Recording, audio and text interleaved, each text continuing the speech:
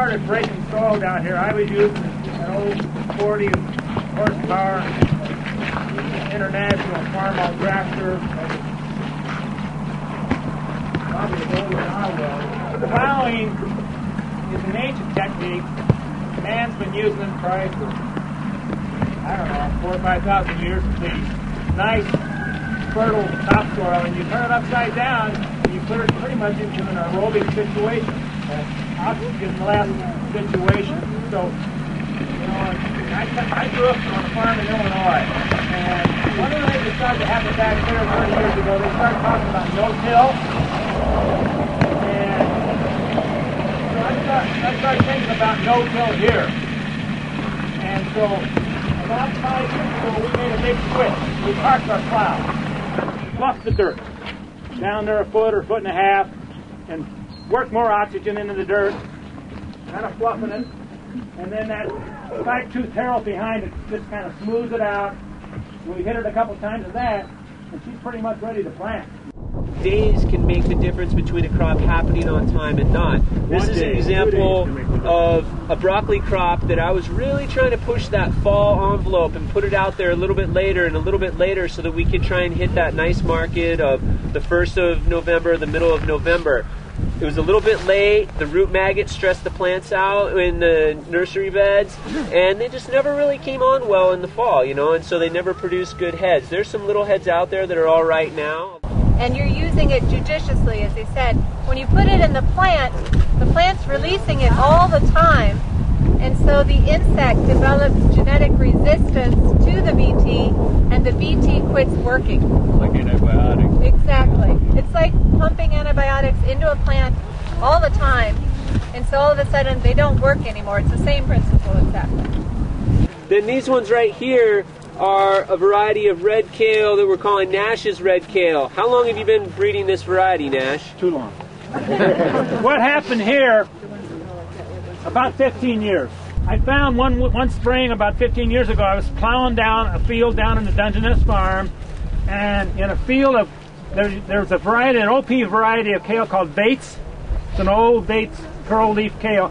There were what we call a sport, where nature makes a decision to do something. It's a mutation.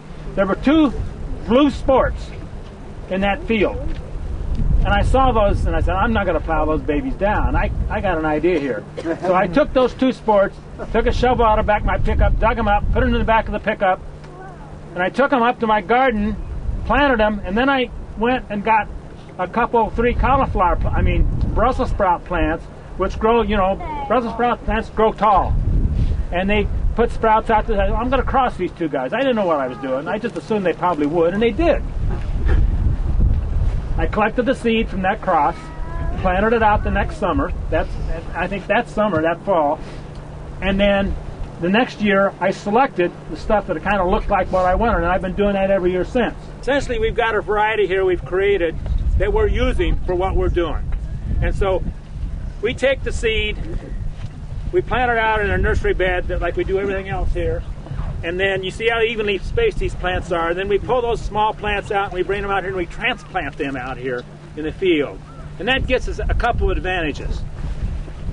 We can space the plants, we can transplant young plants into a clean wheat field seed bed,